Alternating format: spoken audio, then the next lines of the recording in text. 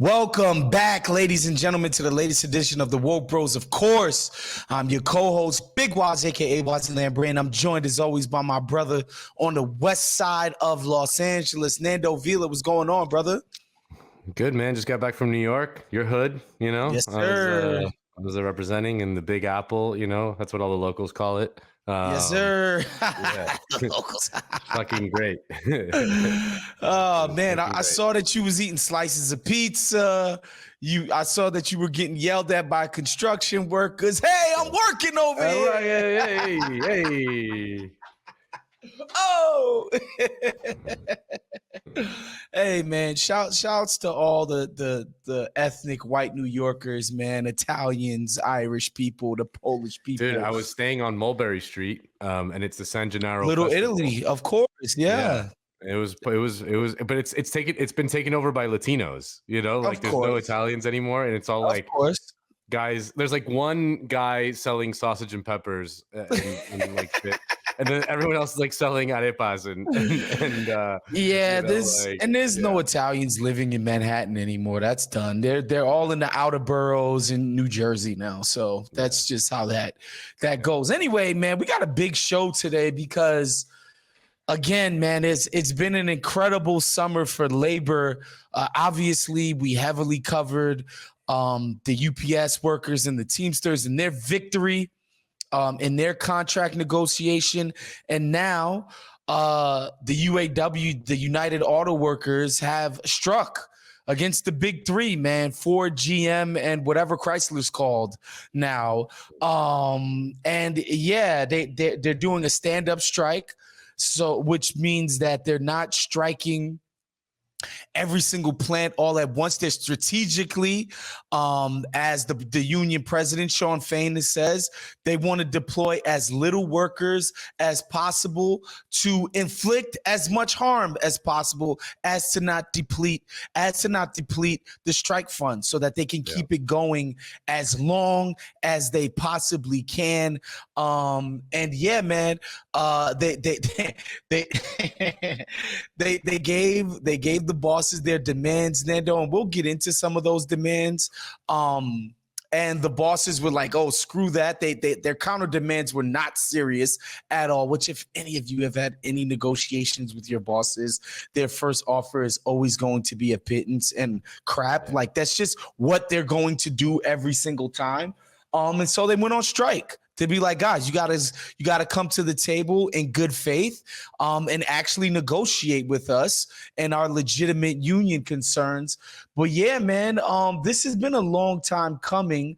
A lot of people don't know this, but in March, Sean Fain was elected union president in the very first democratically elected union president of the UAW. We're talking about 100 freaking years of this union, and they used to have this delegate system, which was obviously corrupt, until they went to one member, one vote system, and Sean Fain was the first winner of that system, and he ran on a platform of worker militancy, of radical dissent from the bosses, because the previous presidents, Nando, as has been the case in the past, unfortunately, in the labor movement, these guys were too cozy with the bosses.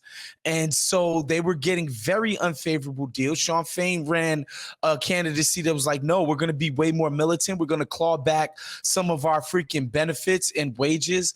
And because of that, they're on strike right now. And yeah, man, they're not playing with these fools, Nando.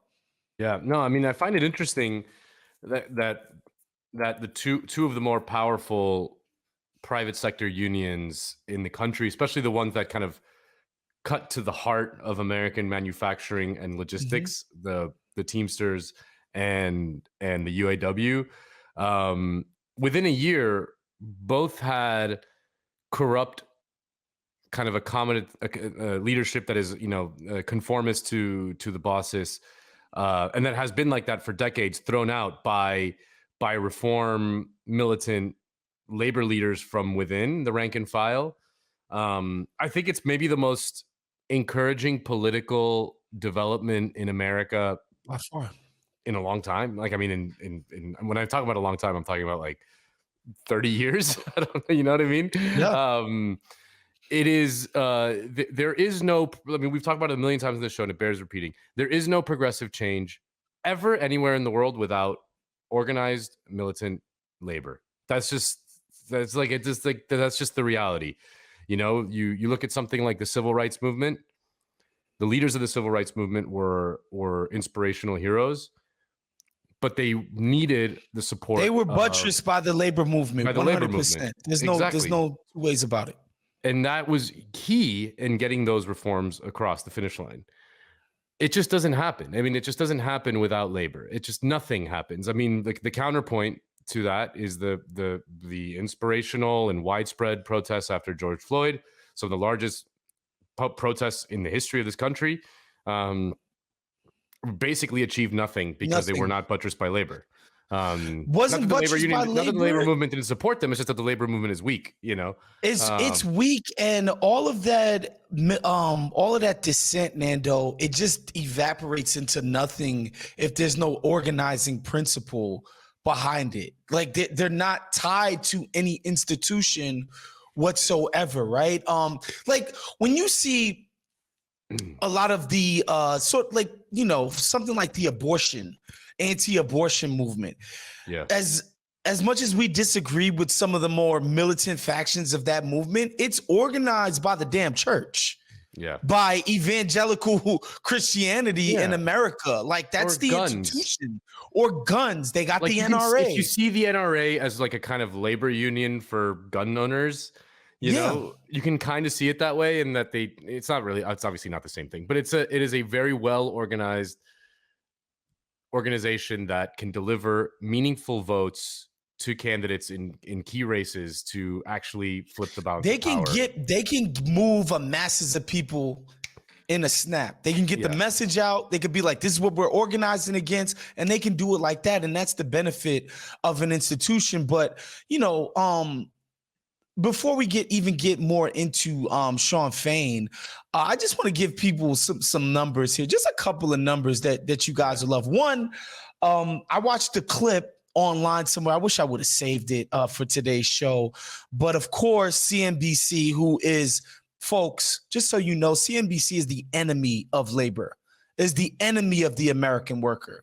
They go out and they propagandize their viewers to the talking points of the management, corporate, shareholder class. That's who they speak to. That's whose interest they care about broadcasting and propagandizing the rest of us. Just understand, when you're watching CNBC, they are the enemy. They are our class enemies at CNBC. Know that first and foremost. But one of the CEOs, I don't remember if it was Ford or GM, one of the big CEOs gets up there and he's like, these workers are asking for $300,000, salaries increases. Talk about like teachers are making like 50 and 60 and blah, blah, blah, blah, blah. And I'm like, bruh, this is why I want these people to go out and start giving their messaging for their cause, because it's fucking hilarious. Because let's just flip that over. What are you guys making as CEOs as comparison to school principals or high school deans? If they're the CEOs of that same system that you're talking about, that these guys, they shouldn't make as much as teachers and whatever. All right, so what are deans and high school principals making and compared to you guys? What the fuck are you doing? Like this idea that you would get up there and be like, these workers don't deserve this money because teachers don't make that is absolutely absurd. Just so people have an understanding, and I can speak to this because I bought a freaking Ford last December. This past December of last year. I drive a Jeep Wrangler, which is also a truck right now. Lord have mercy. They are these cars are not cheap, folks. Mm-hmm. And them things are flying off the lot. Okay, 65% profit increase within the big three over the last 4 years, guys. This is unprecedented profits being generated here. The CEO, one of these CEOs, Marie Barra, she made $29 million in 2022. She's made $200 million since 2014. Okay, $200 million This is professional athlete contracts we're talking about here for these CEOs. Like, this is nuts. The amount of money but in 1 year, no professional athlete makes $200 million in 1 year. Exactly. And guess what? Over the course, Joe Burrow was it Joe Burrow's was like $200 million for 3 years, right? Of course. And guess what? Over the course of all of this profit being made, did the employees' benefits see an increase? No. Did their wages go up? No. Have the increase? Have the conditions gotten better? It's like, yo, we're being this productive, providing this much. We're the surplus value of these people's labor is just like, it's unreal how much is just accruing to the top. Another stat I want to throw at you guys. The wages of UAW workers represent 5% of the profits. 5%, guys. Yeah. 5% of the profits are going to the fucking labor. Where a good chunk of the rest of the profits go? I mean, in the last 12 months, the big three automakers which are being struck authorized $5 billion in stock buybacks. Of course. Which is basically just taking money from the cookie jar and putting it in the pockets of capital, of the owners. Of course. And that is not productive investment. That is just literally it's not making these cars better. No. It's not so we could be better than the Japanese automakers and be better. It's just putting it in your pocket. Yeah, period. Straight up. Yeah, and one of the more interesting proposals that Sean Fain was putting forth as part of the negotiation was like, I forgot like what the actual number is, but like what the actual numbers were. But like anytime the company authorized like, say like $1 million in stock buybacks, like a certain percentage of that had to be tied to an increase in wages for the workers, which is what that is. I mean, that is the perennial fight under capitalism between labor and capital is over that. What percentage of the profits go to the workers and what percentage of the profit go to the owners of the company? And that's what that is. Like $5 billion in stock buybacks is literally just taking money from the company and putting it in the pocket of the owners. That's basically what that is. And like if you want to think about the what you mentioned about the CEO pay disparity, I mean, it's the Economic Policy Institute came out with the study. It's fucking preposterous that the average CEO disparity in America is 400 times their median worker, and that number has gone up 1,460% since 1978, which is more or less the year that the ruling class started fighting back from against the working class against labor. That all the gains that labor had done in the post-war economy, like the ruling class like didn't like that, and around the late 70s is when they started the neoliberal assault on workers, and culminating with Reagan's firing of the air traffic controllers, which we'll get to with our friend Tim Scott. But since that time, since the counterattack from the bosses in the late 70s, 1,500% growth in the disparity between the CEO and the median worker. So, and they haven't gotten 1,500% better at their jobs, folks. No, it's not like today's CEO. They've arguably gotten worse. Yes, it's not like today's CEO is that much better. Today's worker is even more productive than he was in 1978. Yeah. That's the craziest part. He's working harder. He or she is working harder and producing producing more and being paid less. Like, this is the progress that these folks think and by the way, they want to keep going in that direction. These CEOs, they want to grind us into dust. They have to. That's the thing, is they have to. That's what you have to understand when you understand Marxism, is like, they have to. If there's a CEO running General Motors that doesn't do that, he's going to get fired and replaced by someone who will. They have to. It's like it's not an there's no other way to do that. Choice. It is a systemic issue.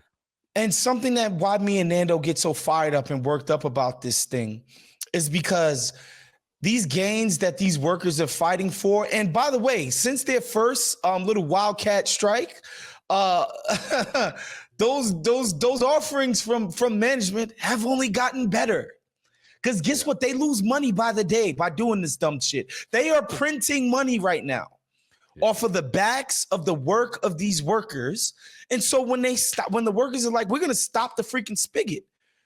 Hey man, we're going to make it harder for y'all to make this money. They got to come to the table. And guess what? Those offers, the initial offering was a pittance. It's already getting better. They're going to get something very closer to their demands. And another thing, again, why me and Nando get so worked up about this shit is not happening. It's these gains, these improvements to these workers' lives and conditions will not happen in Washington.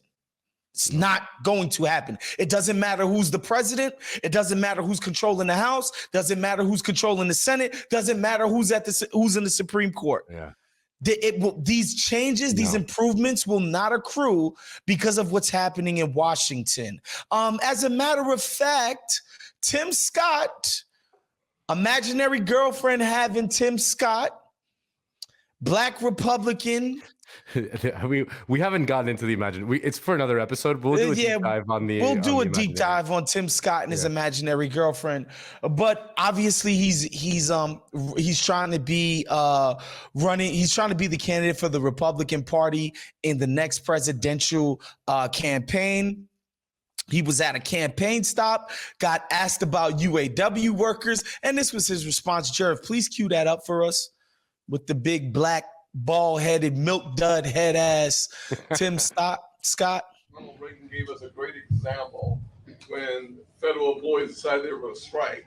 He said, "You strike, you're fired." Simple concept to me. To the extent that we could use that once again, absolutely. Ronald Reagan gave us a great example. You know, that's illegal, Woz. He just didn't realize that because it's one of the, he probably didn't even know it was illegal because there's just been so little labor. There's no, why he's would never he had know to deal with that. Yeah. He's never had to deal with that. Yeah, there's no worker militancies. There's no unions to crush. There's no unions to bust.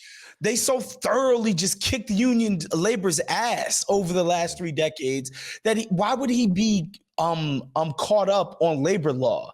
And then of course we don't need to be typical nerds, leftist nerds about the fact that the freaking those were public sector employees that Ronald Reagan was crushing as far as that labor union.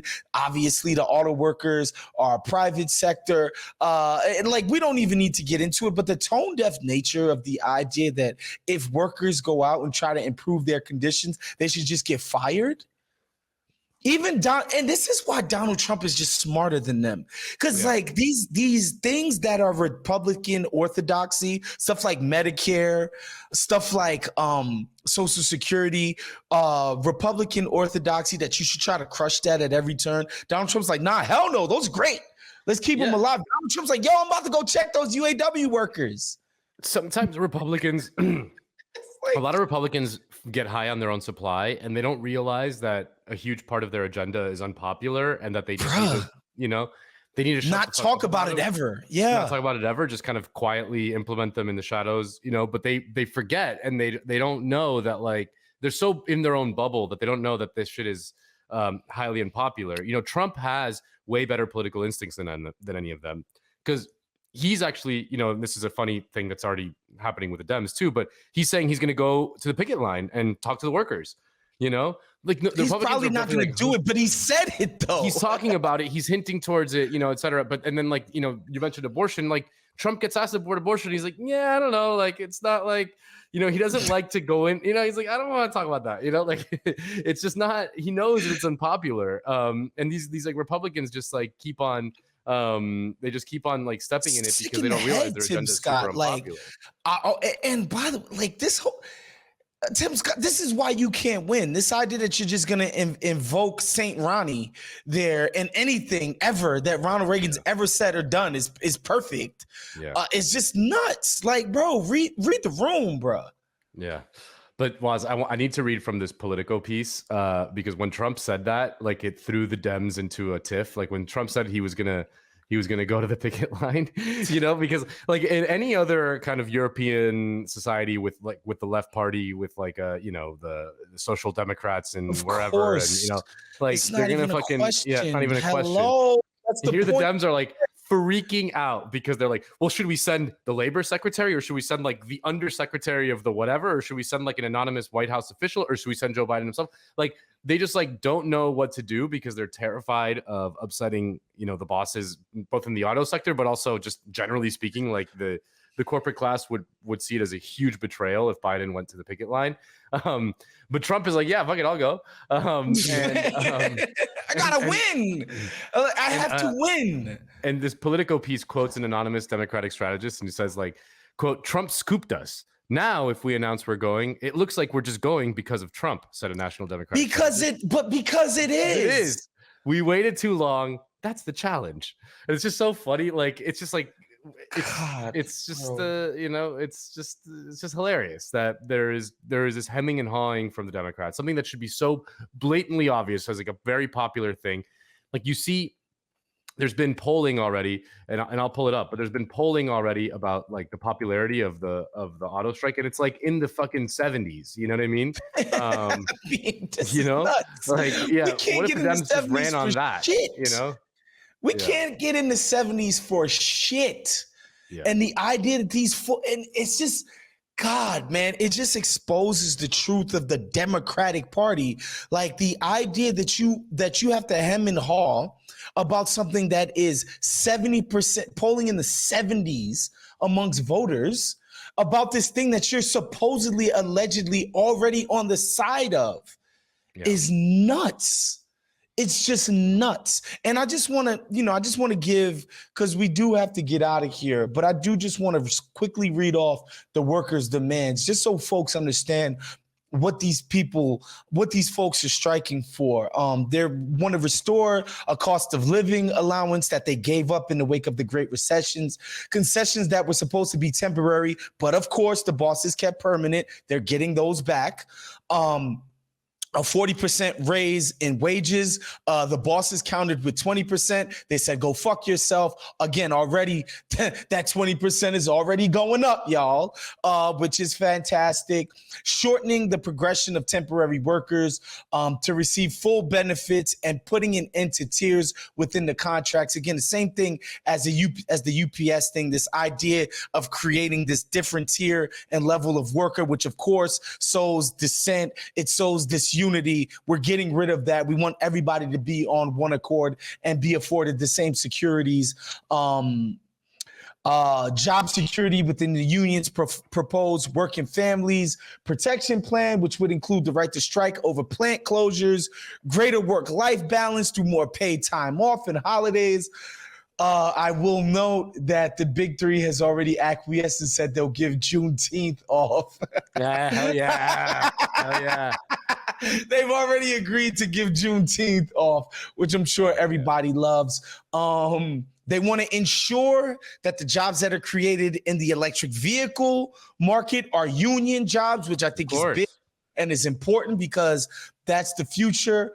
And yeah, man, I just love what Sean Fain is doing. He's just assumed that this is according to The Intercept right here. He has assumed a new posture for the union's leadership, for example, refusing to endorse Joe Biden for president until he supports the UAW's effort to unionize EV facilities and rejecting a ceremonial handshake with the auto manufacturer bosses before the start of the contract negotiations. I just love the worker militancy. And please, Jer, before we get out of here, play that clip of Sean Fain, man, and why the workers have felt emboldened and the solidarity is so freaking strong. Looking out this sea of red shirts today, I see power of united class. Around 13,000 of our members are on strike. And depending on what happens as we continue bargaining, more may be joining them really soon. In their economy, workers live paycheck to paycheck while the billionaires buy another yacht. In their economy, we make all the sacrifice and they take all the profit.